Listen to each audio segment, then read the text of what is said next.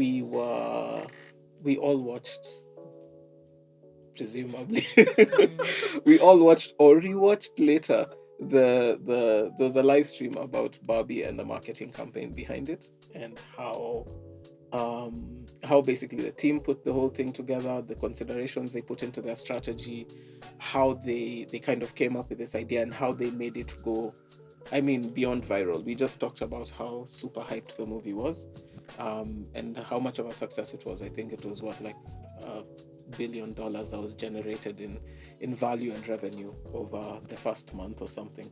So they talked about that. They talked about the marketing side of it, which is what we're interested in, and the digital side of it, which was also interesting, and a little bit of a few other tidbits. So what we wanted to do was to have a conversation about it. So for me, hearing about the target audience was Yes. like, what? Because typically you'd be expecting that it's Barbie, the people that they're trying to capture are women and girls. That's what you'd be expecting. But for them to say that they're actually looking at under 25s, both girls and boys, and that they were able to actually activate that audience quite well was actually quite fascinating for me. You guys? Same thing. I think it was more specifically the way because they said something which shocked me. It was 40% of Joker's audience was Barbie's audience. Yeah, and I was like, well, how? First of all, who in their right minds is thinking, oh, okay, we're about to market Barbie. What movie does this remind you of? Joker. Like, that part I would just genuinely didn't think about it. And then the second thing they'd said was, how you speak, like how they were speaking to men, and how intentional it was in like everything they were doing to always. Yeah. So that was interesting to me. That side of like not just looking at the target audience. It's something which we say all the time, but I don't think we practice as much. That you want to have a very clear persona and understand exactly what they're thinking and where they're going and what they're doing, and then based on that behavior is where you place your marketing. So the choice to like use tabletops as marketing because you know that they're going to be walking past these cafes and that they're going to take pictures of their meals, and or how they had the AI generator whereby you can create personalities, your Barbie personality, to create that connection with the Barbie. I also found the target audience being very interesting. And it wasn't about, because I feel like most brands, when they're thinking about a target audience and they're thinking about a younger target audience, they think about the platform where they want to reach them on. But for this one, it felt like their target audience was more about how do we create a Barbie culture with this specific target audience rather than where are they. So I found that to be also quite interesting. It shows one, they did their research on the success of the Joker movie and what target audience worked for them and can it work. It felt like it was also like a risk for them to use the same target audience that was for another movie. But I think because they talk about two of their main pillars being fun and expected, which if you look at who their target audience was, it's expected for it to be as creative and colorful as their marketing was. I think the interesting bit was also just that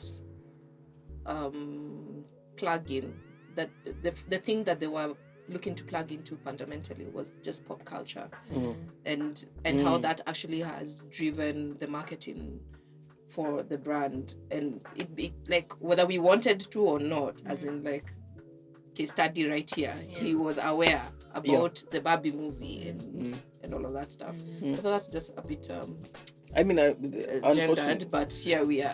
Unfortunately, in this specific case, I'm typical because I genuinely have no interest. Like, there's no intersection between my life and Barbie. So even with my daughter, not really, because she's not at that age yet. She's still like, she just turned 3. I saw it reach her. So I saw her talking about Barbie and not knowing what she's talking about.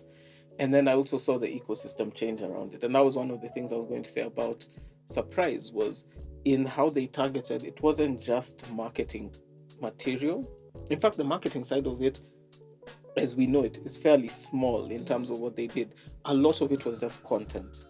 because they renewed their contracts with Netflix for the Barbie animated stuff. They started putting a lot of the shows that used to be up on different networks all over the place. They were partnering with whole networks and organizations to be able to kind of be more present in more places. And then the one that I guess sealed it for me was the music. That was dope, and we are seeing a lot more. I don't know what I'd say, especially series and movies, guys in film riding on that. Because, well, if you're looking at getting people on board, music is where it's at. And also because music has really infiltrated the social space. Like any trend that needs to pick up, for example, on TikTok, there's always a music element that has to be tied in with it. But when you mentioned that that when they put up they renewed their contracts with like Netflix and whatever, it was actually, this is when it's hitting me, because when there were a lot more of the Barbie movies that my nieces and nephews were watching recently, but I've only connected that right now. I'm just like, okay, fine, because like would go through movie, and I'm like, that makes sense. Yeah, because it did, a lot of those things had disappeared, and then all of a sudden it was just, if you search for Paw Patrol somewhere on the second row, yeah, just like I know, right? Barbie stuff. Like, what is going on? And that's on the kid side. Sorry, one day soon. One day soon. But the idea, I think, of that being present everywhere, and it became difficult to avoid, to the point where it wasn't just hype. It wasn't like, oh look, big billboards all over the place. It was genuinely all over what place, but anyway. That's what I'm saying. It's like in our case, I guess. In our case in Kenya, so it's not like it was everywhere, right? You guys remember when they were talking about how they were adapting the localization element for the poster? There was the US poster, and then how the French did their poster. And it was just like, from a creative standpoint, you're just like, this goes against everything that you're hiding like a main star's face, and it still worked, and it created so many conversations around it. Like, it just made me wonder, like, how many, the struggle that's always there for brands to just move the needle a bit further. Like, you don't have to do whatever is conventional. How can you disrupt and take a bit of a risk? And because I think often falls flat on our faces. In terms of like takeaways, that was probably my biggest one. Is when you go in on an audience, go all in. There's no point in like half-assing it. Yeah, because can we say that? But anyway, here we are. Well, I imagine it's one cheek. But anyway, so no, but honestly, like, there's genuinely no point in half-assing it. If you're going to speak to these people, and this is how you speak to these people, then don't if this is your message and this is your message, don't sugarcoat it. Don't like try to then we sanitize it because of our brand values. If you are what you say you are, then just be it, Maybe to segue to what surprised me the most about the Barbie, in addition to what you're talking about, I feel like they almost had no choice to go all out because of the nostalgia aspect of a Barbie doll, their target audience, and what that movie should be. So them going all out was one. My takeaway, the surprise thing, was how the emotional connection they created with the Barbie, and making sure that nostalgia was the pull for the brand and the audience that they are working with. No, but I mean, like, they also went the other way of the I think even my perception of the dolls was they were always these little prim, proper little princessy. I mean, a lot of the Barbies were just themed, the Barbie dolls were just themed around like princesses and stuff, right? The idea behind who Barbie was versus what they were doing this time around, there was a bit of a difference, because like my thinking is they would have almost Disney-fied it, where Disney does is sanitized and clean and Cinderella type things, but the soundtrack had Nicki Minaj going full Nicki Minaj. It wasn't like she was, oh, don't curse. No, she said what she said, and then you move on from it. You know what I mean? It had people being themselves, and even the choice of artists, like you have the Billie Eilishes and so on and so forth. You have blatantly all these like mad empowerment anthems, and then the Ken segment was just him saying, what, I'm just a Ken. Yeah. And that's it. That's all he got out of this whole music thing. His bit was, I'm just a Ken. Like they went, when I say they went all out, I feel like it was almost a repositioning. Like they said, okay, we're gonna tap that nostalgia. We know what you think, good, bad, and otherwise. We know there's like value Perception there. of And there's an expectation, but we want to hit unexpected. We want to hit fun. Yeah, so they did both. But also, what was really dope to hear was them saying that this wouldn't have happened if they didn't trust the creative direction, because and well, that's what ever happened, but here we are. It happened once. I remember that day. It was very nice. Yeah, but it was like really good to hear, because I feel like if they had gone the other direction of what is typically expected of Barbie, wouldn't be here having this conversation. No. They were able to move that needle, and that was the type of content that actually created the conversations, the willingness to engage, the willingness, the intent, even willingness to actually watch it, whether they found it great or not. Who knows? I think the thing, kind of just going towards the takeaway again, the thing that I will find a way to communicate to clients with this is how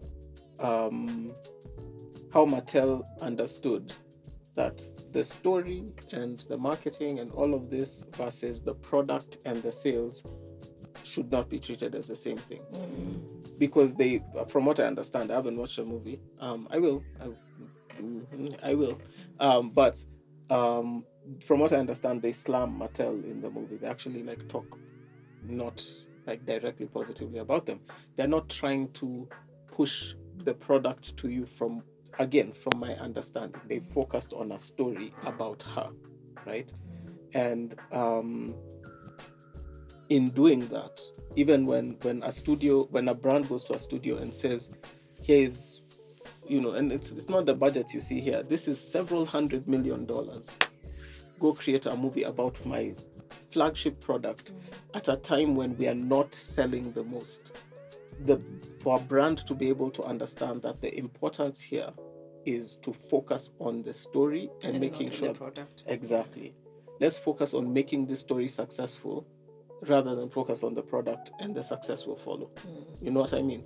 If success is the objective, it doesn't mean, well, success, but also please follow my brand guidelines. Barbie does not curse. It's interesting you say that, because when I was like looking into the different things that they were talking about, someone was talking about the origin of the Barbie and how it came up, and there was like a disagreement in terms of why this lady decided to do an adult doll as opposed to a baby doll, and how she wanted the Barbie to be communicated is to symbolize different aspects of women that are not caregiver.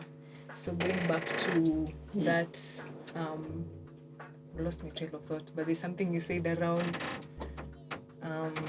what, like the sanitized image or the feminist thing? Yes. I mean, from the beginning, like the whole inception of the Barbie, it was also not an agreed. There's two things that have made me want to watch that movie. First is when you said that, you're like, oh, there's an origin story that we don't know about. Yes. That kind of made me go, I wonder what the origin story is. If it's in the first 10 minutes of the movie, that's really unfortunate, because then I'll stop there. But the second bit was just that one. I think I mentioned this earlier, but that one clip of like a mugshot of Barbie. Yeah. It's literally a short clip, and it's a social media post they put up. It was literally just one clip of like she slapped or she punched Ken, and then the next frame was just like mugshot. That alone made me say, whatever this is, I'm really curious. Like, I'm just curious, and I think going to that idea of like, how do you honor this legacy, but then like find a way to like draw a connection. I feel like the connection comes in if the origin story ties to this rebellious attitude, then it makes sense. Yes. If it's like, oh yeah, let's veer away from the stereotype of like, if it's a doll, then it's a mom, and if it's not a mom, then it's a girl, and if it's not a girl, then it's a fake. Then maybe there's like some sort of real message here. Sure. But again, I still have a lot of issues as a feminist, Africanist type ist person. And I think when I said, of course, you wouldn't have no re-watch the whatever. It's because of how Zayn has been very intentional in terms of the stories that she wants Nuri to be a part of. Yeah. And I don't think Barbie will be one of it. But that's not in relation to this. But yeah. Yes. One of the other things that I really liked is the fact that they said, so the under 25s were their core audience, but when they converted, they moved to the next. So they realized when they converted, they were able to convert the under 25, then they realized the women, I think, was it like 35 or something, it wasn't picking up too much, so they moved to that next audience. It's that ability for a client to be able to not to get stuck on your primary audience. The fact that they always had the data at the back of their minds that we're trying to work on awareness and intent to watch. So we are getting 20. When we look at the data, we've hit our under 25s. They're coming in by the droves. I think by the first week they had 52% of them being under 25. Then okay, fine, we've gotten that. Now next audience, keep it moving. Yeah. No, and that was actually something. Two things you've mentioned there. The first is that data-driven side of things, because really early on, like they start, okay, so this is what we're trying to do, and they're like, before we talk about anything, and they go through this like research papers of this is moviegoers, and like by the time they got to the conclusions, the movie differentiation aspect as well. The differentiation, like this is how, these are the 6 elements you want to consider, and this is this and this. By the time they got to, we're trying to talk to this person, they've already done so much insight and so much they have so much data that they know primary, secondary, tertiary, like all the audiences and the sequence in which it's going to happen. So it's literally milestones, like the way you'd set up your campaign, so that once you hit goal 1, this is going to carry itself, go to goal 2, that carries itself, go to, and so on and so forth. So when they were doing the audience thing, I noticed that on 2 levels, because they glossed past it, but it was pretty interesting. I noticed it first when they said the demographic thing, but the second was when they talked about different markets. So they were like, we launched in France with this tweet, but when we went to the States, we did this one. Yeah. Because they realized we've reached a stage where that thing they put in France was on Hollywood Reporter the next day. So the next day, the thing they wanted to do to continue elevating this surprise was to create a separate announcement for the US, so that they know that these things kind of feed specific audiences, and there's intersections that happen, and they played it on a global level, they played it on a demographic level, and it was super well coordinated, like between the different teams. So I mean that agility, but then also that freedom to be able to make those decisions. I know that's not a thing where they sat down with a client and said, we shall we're going to rework the post for tomorrow last minute. No, that's 100% the agency was told, here's your target, cheers. And then they said, this is how we're going to hit the target, and this is how we're going to spend. And it's one of those things that I guess you have to have the buy-in, but then you also have to have the freedom to act. But also, even just from like whether it's an agency point of view or a marketing point of view, having that foresight, that anticipating that like things may be picked up, obviously right now because of the digital age, things may be picked up. How do you adapt accordingly along the way? Because I think even in the webinar they didn't talk about the things that didn't work. For them, I think one of them said it was almost chance. But and he kept on saying that it was that constant what's working, what's not. So we saw what worked. But there was definitely a dedicated team for, okay, this is not working. When you move to the next stage, this is this is the learning from this stage. So I like the fact that for clients and for brands, it should be, in as much as yes, you have this set goal, continue to reinvent and don't put yourself in a box. What didn't work for you? So these guys were doing all this, Margot and Ryan Gosling were doing all these trips across the world and to different markets. And I'm just like, okay, representation, Africa, friends. So me, I'll just borrow from what has happened before. You guys, Bridgerton got African artists to do music, did a launch in, well, it's as best as we could get at that time and point. But but like there's been an intentionality, and I think that's part of the conversations that have been taking place about representation for Barbie the product, especially when this Barbie the movie came out. And I know that you guys saw the South Sudan Barbie. That's just I saw that. So it was just a hot mess. But like they could have done more. There's so much more potential for the African market. Yeah, I think with how people are jumping on the Barbie trend, I saw that more as compared to it being in the movie or even in the marketing, just because I think there was a creator who did an African side of Barbie. So yes, in terms of presentation, that's I saw Isare and I expected a bit more. Just give us a little bit more. All right, okay. Yeah, honestly, that part missed me completely, and I think that's again, I'm 100% on representation for the things that I feel like would have been important. I think there's that, and then the second thing is, through all of this, I feel like it just ended up still being. It felt shy of being a full movement. Like it felt shy of carrying a message bigger than like it had the hype, it had the tension, it had people saying, oh yeah, and like a lot of like white girl empowerment, and I mean that not in like a racist way, but that we saw a lot of women speaking up, but not representative women speaking up, and then it just turned into like success.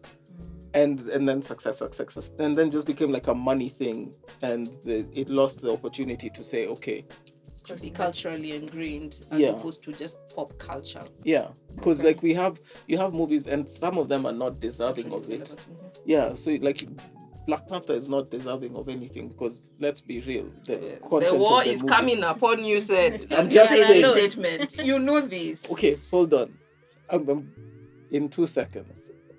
If Black Panther were to be culturally relevant, it would have focused on the fights that Africans are actually supposed to be having, especially in that context, right? If there was a Wakanda, what is the first thing that you start doing? Fight all the internal battles, your colonialisms, and so on and so forth. Instead, and feed people. And feed people, and like give all these other Africans the technology that you have, since you're the most advanced. What did they do instead? They fought each other. Technically, story-wise, it is not the empowerment story, but culturally, it turned into all these people with melanated skin going Wakanda forever. Like there was an identity carried beyond the movie in the marketing. I feel like I didn't have the expectation for representation just because Barbie as a doll was never for us. Exactly. And that's what I mean. This is kind of what I mean. It's like if they wanted to really go all in on the whole unexpected side of it and fun side of it, you need to engage with the cultures that were neglected and the identities that were neglected beyond just getting Nicki Minaj to do one song. Like realistically, yes, she has carried that Barbie brand for you through her own music and given you that access, but then what have you done then outside of engaging her? You know what I mean?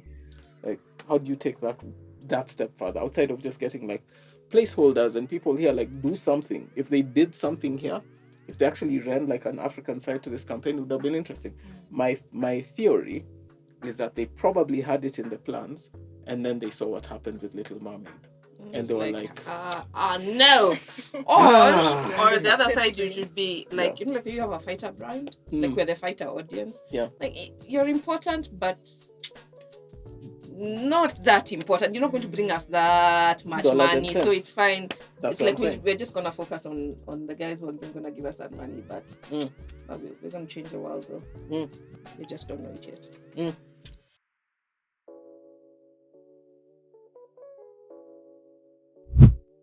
My biggest takeaway being the partnership.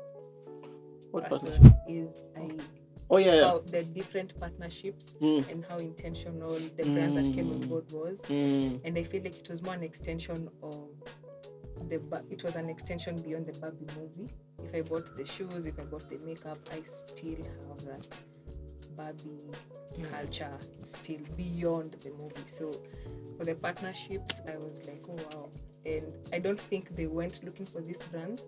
No, the brands liked the messaging, they liked how everything was being done, and they held all of them at bay and said, we are going to launch simultaneously. That part was really cool because they coordinated. They didn't just like say, oh cool, we have this really big partnership here, let's go live with this now.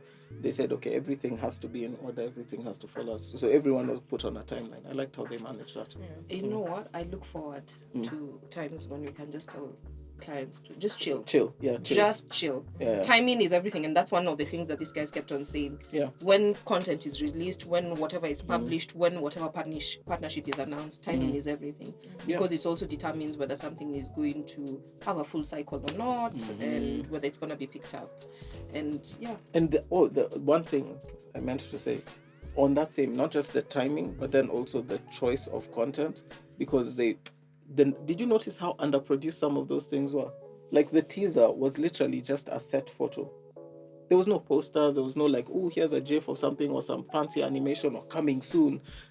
Nothing. It was literally just like a set photo of Ryan Gosling, and it was carefully selected and everything. But then that idea of let's start with this and that's it, and put it on a tweet and there we go. And let's get conversation started with that, and then see how to move to the next. Yeah, because then the minute what they did was, instead of giving the world, oh, here's a meal, eat it, they said, here's an ingredient, create your own thing, and then everybody turned it into their own thing. So that was smart. What's the name they gave for what you're talking about that I liked was the breadcrumb strategy. Yes, like, that breadcrumb strategy. That's what it was. All the way. Mm. Yeah. So Just mice.